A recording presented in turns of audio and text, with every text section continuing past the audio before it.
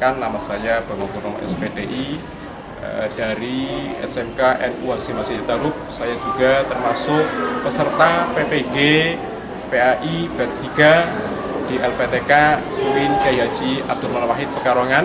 Hari ini Kamis tanggal 12 Januari 2023 saya siap melaksanakan uji kinerja materi pembelajaran. Sekian dari saya. Sekian, Assalamualaikum warahmatullahi wabarakatuh.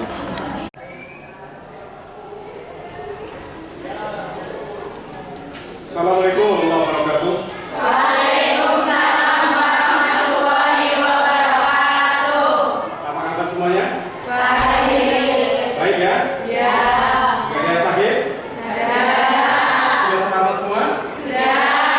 Alhamdulillah, hari ini Kamis tanggal 12 Januari 2023 kita masih diberi kesehatan oleh Allah SWT, maka kita gunakan kesehatan ini dengan semaksimal mungkin dengan belajar sungguh-sungguh, karena ketika kita belajar sungguh-sungguh pastinya akan mendapatkan hasil. Manjada wajada, siapa sungguh pasti akan berhasil, akan mendapatkan apa yang dicita-citakan ya. Oke, pada hari ini mari kita awali pertemuan kali ini dengan pembacaan doa. Semoga untuk semua kelas silakan untuk pembacaan doa memimpin. Siap, gerak, doa mulai. Bismillahirrahmanirrahim.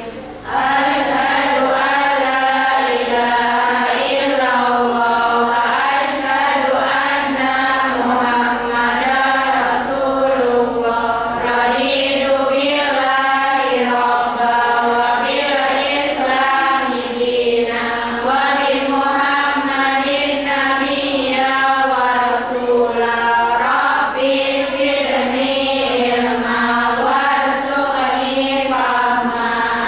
Amin. Memberi salam. Assalamualaikum warahmatullahi wabarakatuh. Waalaikumsalam warahmatullahi wabarakatuh. Setelah doa seperti biasa mari kita baca Al-Quran. Semuanya dibaca surat-surat pendek. Saya minta sama-sama mari kita baca surat Al-Hasr ya. Karena kenapa baca itu? Karena nanti berhubungan dengan sejarah Wal Asri dulu masa ya. Maka mari kita baca dengan tahun terlebih dahulu. A'udzu billahi minasy syaithanir rajim. Bismillahirrahmanirrahim. Wal Asr. Innal insana lafi khusrin illa alladzina amanu wa amilus sholihati wa tawasaw bil haqqi wa tawasaw bis sabr. Shadaqallahul adzim. Alhamdulillah, kita telah berdoa dan berdoa. Sebelum saya masuk pada materi, maka saya akan absen dulu ya. Untuk hari ini, saya absen dulu. Ahmad Nurholisov, Agun Fedia Malia, Anissa Maulana Tamti, Artiana Putri, Fani Setiawati. Ya, sudah hadir semua ya. Sudah semua hadir. Dan mari kita mulai dengan supaya fokus dulu ya. Sebelum kita masuk perjalanan, kita sudah fokus dulu sebab berdiri semuanya. Nah, nanti lihat abal-abal dari saya, di Pak Guru ya. Kalau saya ucapkan kanan, sampai acungkan tangan kiri ya. Kalau saya ucapkan kiri, sampai ucapkan tangan kanan. Siap ya? Siap. Kita semua biar lu. Yang belum mandi biar kelihatan. Nah ya, ya siap tangan semua. Nanti kalau kiri Nah, kanan, kiri, kanan. Ya, aja ini, nanti kena ya. Coba, saya usahakan fokus dulu. Ya, kiri, balik, kanan, balik lagi yuk.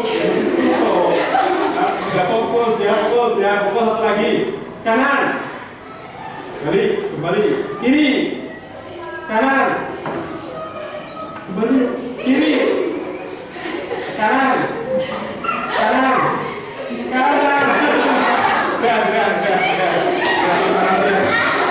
Ini menandakan kalau masih ada yang salah, berarti kalian masih belum fokus untuk menerima pelajaran pada pagi hari ini. Ya. Terima kasih sudah bersama dan sudah fresh ya. Ya, yang punya hutang sudah terlupakan. Ya, sebelum kita melangkah ke materi yang pada hari ini kita akan pelajari, saya akan menanyakan materi yang pelajaran kemarin. Ada yang masih ingat? Ya. Ketentuan warisan dalam Islam. Ketentuan warisan dalam Islam. Coba yang pasti ingat apa? Sebutkan.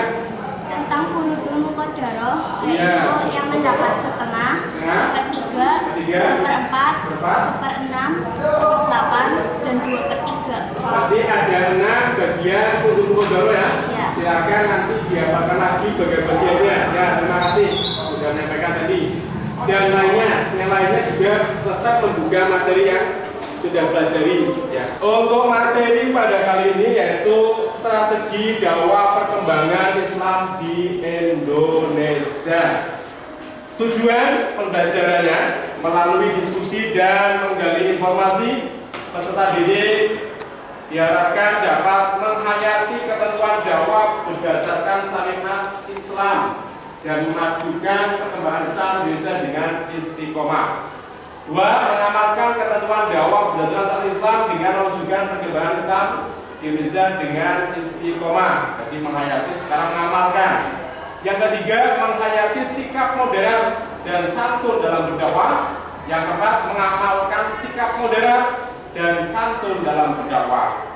Kata kuncinya menghayati dan mengamalkan. Setelah menghayati juga setelah itu baru mengamalkan. Yang kelima, menganalisis strategi dakwah. Yang keenam, menyimpulkan strategi dakwah dan perkembangan Islam di Indonesia. Yang ketujuh, menyajikan prinsip-prinsip strategi dakwah perkembangan Islam di Indonesia dengan penuh komunikatif. Yang kedelapan, menunjukkan prinsip-prinsip strategi dakwah dan perkembangan Islam di Indonesia dengan penuh komunikatif. Ini tujuan yang akan kita lalui, yang akan kita tuju, yang kita harapkan dalam pembelajaran kali ini. Sebelum saya menugaskan pada kalian, ya, mari kita menonton video pembelajaran. Ya. Indonesia memiliki sejarah panjang tentang bagaimana agama Islam masuk ke Indonesia. Dari awal mula sejarah masuknya Islam ke Indonesia hingga menjadi agama dengan pemeluk terbesar di Nusantara. Banyak teori yang kebanyakan menggambarkan Islam masuk pada masa awal-awal Hijriyah atau sekitar tahun 700 Masehi. Dibuktikan dengan adanya kampung Arab atau pemukiman Arab di pesisir barat pantai Sumatera yang banyak dijumpai oleh para pedagang pada masa itu. Selamat datang kembali di channel Jajak Terus, channel yang akan membahas tentang sejarah, religi, mitos, legenda, dan keindahan alam. Akan update setiap hari Senin, dan semoga sajian video-video dari kami bermanfaat untuk kita semua. Berikut ini beberapa penjelasan teori masuknya agama Islam ke Nusantara. Yang pertama, teori India atau teori Gujarat. Teori ini dicetuskan oleh G.W.J. Drewes dan dikembangkan oleh Snook Herblonje dan kawan-kawan. Selain itu, teori India atau teori Gujarat ini juga diyakini oleh sejarawan Indonesia Sucipto Wirjosuprato yang meyakini awal mula sejarah masuknya Islam di Indonesia adalah melalui India atau Gujarat pada abad ke-13. Banyak bukti yang menguatkan teori Gujarat ini. Salah satunya adalah makam Malik As-Saleh yang merupakan salah satu pendiri kerajaan Samudra Pasai. Corak dari batu nisan Malik As-Saleh sangat mirip dengan batu nisan yang ada di Gujarat. Yang kedua, teori Arab atau Mekah. Teori ini merupakan teori Islam yang menyebutkan bahwa Islam masuk ke Indonesia langsung dari Arab atau Mekah pada masa kekhalifahan. Teori ini didukung oleh J.C. Van Leeuwen hingga Buya Hamka atau Abdul Malik Karim Amrullah. Pada bukunya yang berjudul Sejarah Umat Islam yang terbit pada tahun 1997, Buya Hamka menjelaskan bukti-bukti masuknya agama Islam di Indonesia. Bukti yang dimaksud Buya Hamka ini adalah berupa sumber dari naskah kuno Cina yang menyebutkan bahwa sekelompok bangsa Arab yang bermukim di pesisir barat Pulau Sumatera pada tahun 625 Masehi. Teori ketiga yaitu teori Persia atau Iran. Teori Persia ini didukung oleh Husain Jayadiningrat dan Umar Amir Husain.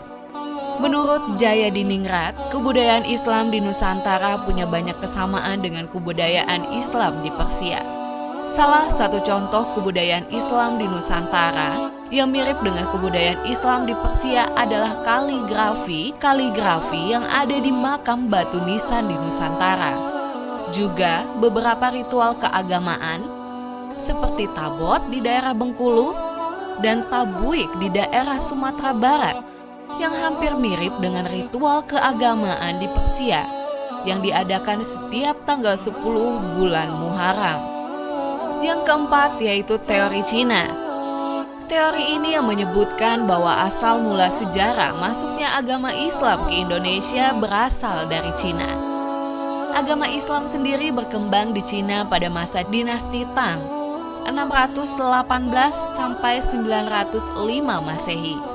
Islam masuk ke Cina sendiri dibawa oleh panglima muslim yang bernama Sa'ad bin Waqqas yang berasal dari Madinah pada masa kekhalifahan Utsman bin Affan.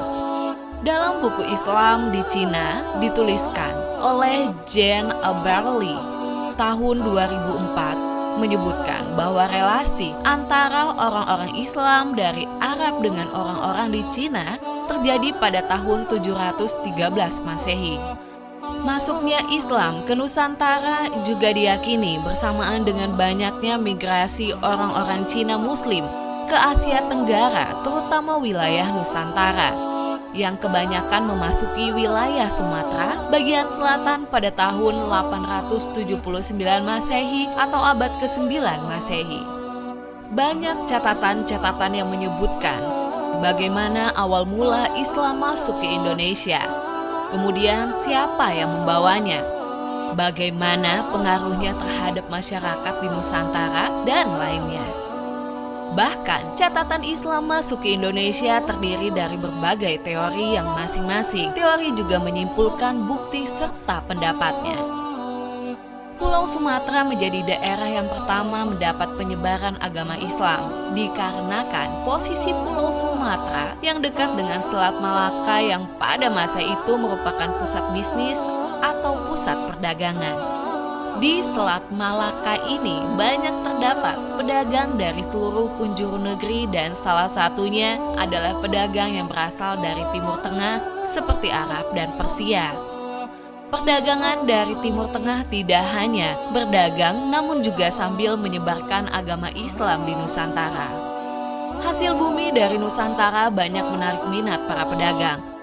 Pala dan cengkeh yang berasal dari Maluku dipasarkan di Jawa dan Sumatera untuk kemudian dijual kepada pedagang asing.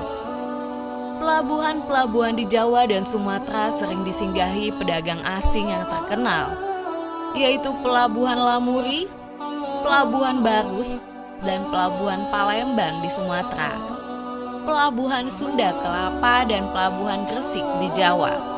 Berdasarkan dari berbagai cerita perjalanan pedagang dari Cina, dapat diperkirakan sejak abad ke-7 telah ada koloni-koloni Arab di barat laut Sumatera, yaitu di Barus.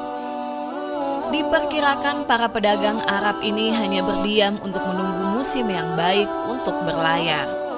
Baru pada abad-abad berikutnya penduduk pribumi mulai masuk Islam yang bermula dari pribumi yang ada di koloni-koloni pedagang Muslim Arab pada masa itu.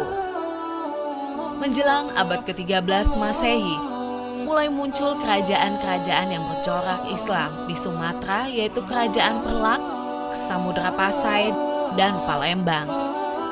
Pada abad berikutnya muncul juga kerajaan-kerajaan bercorak Islam di pulau-pulau lainnya di Nusantara. Ada 3 fase Islamisasi di Nusantara. Antara lain yang pertama, singgahnya para pedagang Islam di pelabuhan-pelabuhan di Nusantara. Yang kedua, munculnya komunitas-komunitas Islam di beberapa daerah di Kepulauan Nusantara. Yang ketiga, berdirinya kerajaan-kerajaan Islam. Jalur Islamisasi Nusantara, yaitu jalur perdagangan. Awal Islam masuk ke Nusantara melalui perdagangan. Para pedagang Muslim dari Arab Persia dan India banyak yang bermukim di wilayah pesisir. Kekayaan yang mereka miliki sebagian digunakan untuk membangun masjid dan mendatangkan para mullah, dan akhirnya terbentuklah komunitas-komunitas Muslim di daerah pesisir. Jalur perkawinan. Dari segi ekonomi, para saudagar Muslim memiliki status sosial lebih baik dari kebanyakan pribumi, sehingga penduduk pribumi, terutama putri-putri bangsawan, tertarik untuk menjadi istri saudagar-saudagar itu. Sebelum menikah, mereka diislamkan terlebih dahulu. Dan setelah mereka memiliki keturunan, secara tidak langsung lingkungan mereka menjadi luas. Itu kesimpulannya, dapat saya simpulkan, itu menjelaskan tentang media penyebaran Islam ya. Dia dikatakan ada perkawinan, ada perdagangan, apalagi politik, dan lainnya. Itu adalah media. Terus proses masuk Islam, teori. Tadi disebutkan ada 3 teori ya. Teori Mekah, teori Hijrah, dan teori Persia. Ya, untuk lebih jelasnya coba buka di buku paket kalian dan dibaca, supaya apa yang kalian lihat tadi itu bisa digunakan di buku paket tersebut. Ya, silakan dibuka buku paketnya.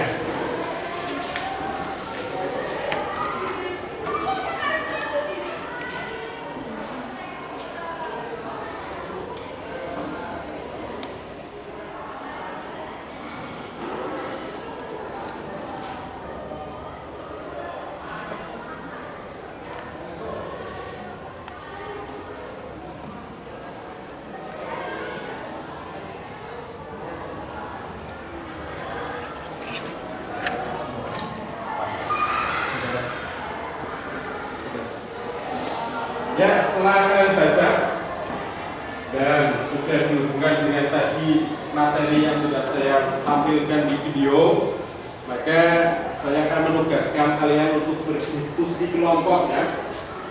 Nanti ada 3 pembahasan yang harus kalian sampaikan nanti di depan, dipresentasikan. Yang pertama, kelompok pertama itu media penyebaran Islam di Indonesia. Medianya lewat apa? Tadi sudah ada di situ. Nah, tadi silakan nanti dimusyawarahkan, didiskusikan. Kelompok 1, coba langsung aja ke sana. Ya, kelompok 1. Bangunnya aja nggak apa-apa, bangunnya aja. Bangunnya di sebelah sana. Nah, seperti itu. Ya, biar dekat. Kelompok 2, ini Mbak. Kelompok 2 sini ya. Nanti kalian mendiskusikan proses masuknya Islam. Proses masuknya Islam ini nanti berhubungan dengan teori. Berhubungan dengan teori ya. Teori masuknya Islam ke Indonesia. Untuk kelompok 3 itu hikmahnya apa? Hikmah strategi dakwah Indonesia. Jadi kalian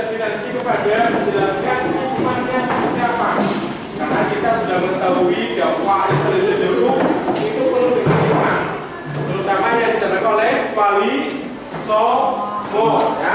Coba nanti kelompok 3 mendiskusikan hikmah strategi dakwah Islam di Indonesia. Ya, silakan diskusikan ya sama-sama. Ya, nanti yang 3 itu yang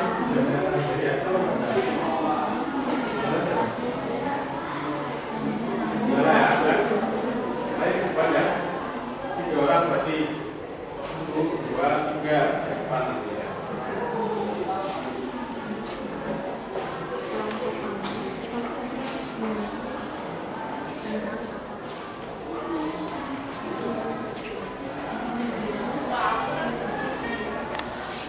Bisa diambilkan di buku paket, bisa yang tadi sudah sampaikan di video ya. Silakan disimpulkan. Ya, bisa diambilkan di buku paket ada itu atau dengan materi yang lain, sumber materi lain.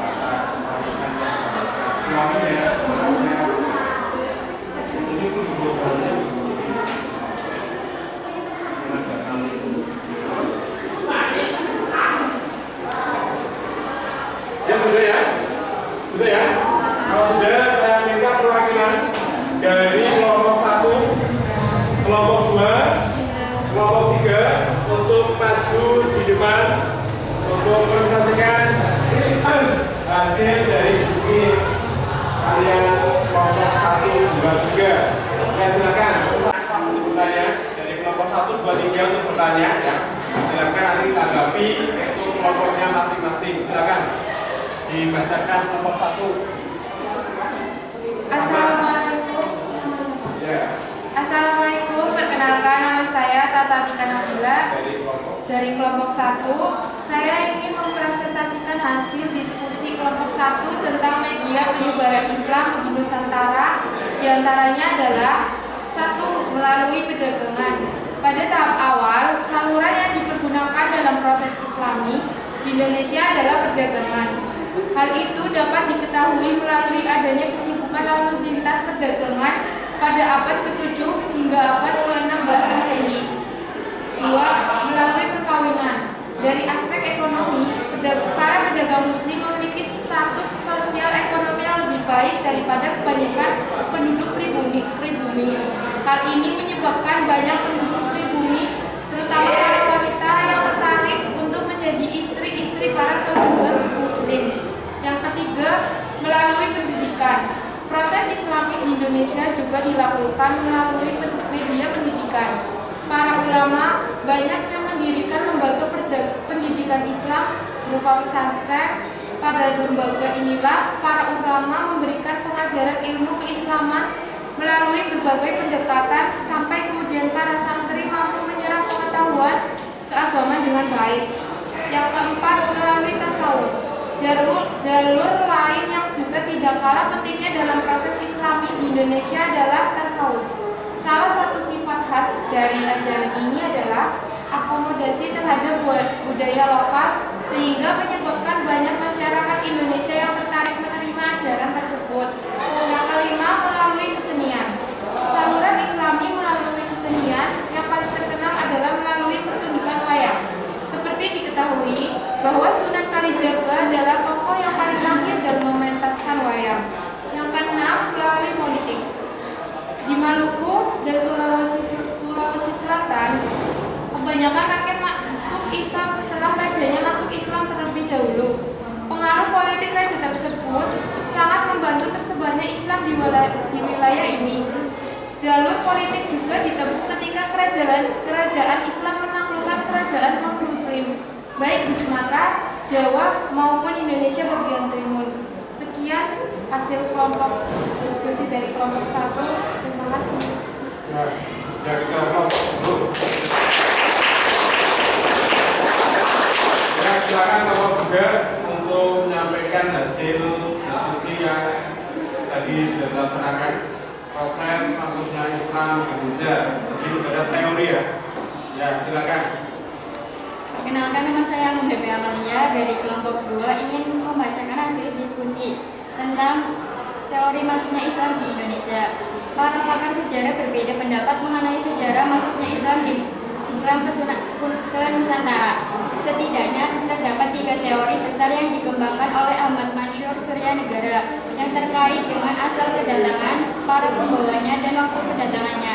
Pertama, teori Gujarat. Islam dipercayai datang dari wilayah Gujarat, India melalui peran para pedagang India Muslim pada sekitar abad ke-13 Masehi. Kedua, teori Mekah. Islam dipercaya tiba di Indonesia langsung dari Timur Tengah melalui jasa para pedagang Arab Muslim sekitar abad ke-7 Masehi. Ketiga, teori Persia. Islam tiba di Indonesia melalui peran para pedagang asal Persia yang dalam perjalanannya singgah ke Gujarat sebelum ke Nusantara sekitar abad ke-13 Masehi. Baik teori Gujarat maupun teori Persia, keduanya sama-sama mengatakan bahwa Islam masuk ke Nusantara pada abad ke-13 Masehi. Namun teori Mekah menetapkan kedatangan Islam ke Nusantara jauh sebelum itu, yaitu pada abad ke-17 Masehi saat Rasulullah masih hidup. Sekian hasil diskusi dari kelompok 2. Ya, makasih kelompok 2. Silakan kita dulu.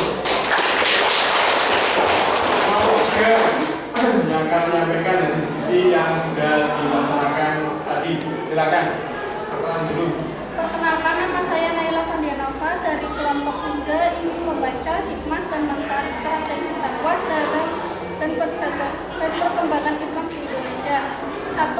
Menghargai jasa pahlawan Muslim yang telah mengorbankan segalanya demi tersebarnya syiar Islam. 2. Meneladani sikap dan perilaku para dai pada masa permulaan masuknya Islam yang menciptakan cara damai. 3. Menjadikan semua aktivitas dalam hidup pernikahan, perdagangan, kesenian, dan lain-lain sebagai sarana dakwah. 4. Berusaha menjadi dai yang mukhlis ikhlas tanpa mengukur jerih payah dalam berdakwah dengan penghasilan. 5. Berusaha menjadi dai yang pantas diladani oleh umat khususnya generasi muda. 6. Tetap membangun optimisme dengan kerja keras untuk meraih kembali kejayaan Islam. Sekian dari kelompok 3. Terima kasih. Ya, terima kasih dalam kelompok 3 telah menyampaikan tadi tentang hikmah strategi dakwah Islam di Indonesia, lebih pada hikmah yang disampaikan oleh Soro ya tadi ya. Ya, kita beri aplaus dulu. Ya, terima kasih untuk ketiga kelompok yang sudah disampaikan. Silakan kembali ke tempat masing-masing. Ya, dari diskusi yang sudah sampai tadi laksanakan dan dari pengamatan video dan membaca buku, ada yang mau bertanya? Silakan. Ya. Mengapa terjadi perbedaan pendapat tentang sejarah awal masuknya Islam ke Indonesia? Ya. masuknya Islam ke Indonesia. Sudah itu ya? Ya sudah. Ada lagi nggak? Ya silakan. Mengapa pada tahap awal saluran yang dipergunakan dalam proses penyebaran Islam di Indonesia adalah perdagangan? Iya, berarti perdagangan kenapa itu dulu digunakan untuk media penyebaran Islam ya? Ya. Ada dua pertanyaan yang mungkin kalian yang menanggapi siapa? Ya. Kalau belum ada, saya coba menanggapi, nanti sobat disangkal ya ketika pendapatnya masuk dengan apa yang kalian baca tadi. Jadi yang pertama adalah mengapa terjadi perbedaan pendapat? Maksudnya masuknya Islam di Indonesia. Jadi didasari dengan berbagai macam temuan. Ya. Kalau kita tahu tadi dari versinya itu temuannya kan ada makom siapa tadi? Yang di Jawa Timur sana? Makam Siti. Iya, itu Fatimah ya. Iya. Makam yang di Persia. Ya, dan sebuah makam itu yang menandakan bahasanya menyimpulkan datanya Islam dari Persia. Ada yang dari Gujarat atau India karena menemukan peninggalannya yang mengarah ke situ. Maka dari sini karena banyak sekali ditemukan situs-situs sejarah, maka para tokoh ilmuwan itu menyimpulkan ada 3 besar teori masuknya Islam ke Indonesia. Maka di sini banyak sekali perbedaan pendapat. Jadi ya, jadi karena apa? Karena terdapat penemuan situs yang menandakan Islam datang masalah itu. Gitu ya. Yang kedua tadi apa? Mengapa pada tahap awal penyebaran Islam itu dengan berdagang, ya? Ya. Ada yang tahu jawabannya? Belum ada? Ya, nanti coba diskusi ya. Saya akan jawab. Jadi kenapa pakai perdagangan? Karena apa? Karena dengan jalur berdagang itu memungkinkan sekali para dari Islam itu datang ya, karena dulu transformasinya adalah pakainya apa? Pakainya perahu ya, kapal. Maka yang mudah untuk menyebarkan itu jalur perdagangan lewat tadi berdagang, berhenti di pulau ini ya, nanti di situ nanti sambil menyebarkan dagangannya sambil menyebarkan Islam. Kembali lagi, dagang lagi, pulau lainnya lagi terus. Jadi kenapa pakai jalur perdagangan? Karena perdagangan itu paling mudah ya, dan dulu untuk menyebarkan ya, menyebarkan lewat pesisir itu ya. Makanya kalau kita lihat makam-makam sunan ya atau wali songo di Indonesia itu letaknya di pesisir. Banyaknya karena apa? Karena jalurnya paling dekat dengan jalur pelayaran tadi ya. Ya mungkin itu sudah ya. Tidak ada lagi. Sudah jelas ya. Ya kesimpulannya sesuai dengan yang sudah saya tadi baca di awal asli ya, itu adalah tentang masak ya. Demi masak, kalau kita belajar sejarah, maka kita gunakan sejarah itu untuk menambah keimanan kita. Jadi orang itu akan merugi kecuali apa? Orang yang beriman ya. Terus ketika kita belajar sejarah, orang yang beramal soleh itu akan mendapatkan kebaikan, maka kita amalkan ya. Terus dengan sabar tentunya. Maka kesimpulan dari materi ini, sejarah ini, mari gunakan sejarah dengan kita ambil hikmahnya tadi ya, nomor 3 ya, ambil hikmahnya supaya kita pakai dalam kehidupan sehari-hari. Ya mungkin itu disampaikan. Mari kita akhiri untuk pertemuan pada hari ini dengan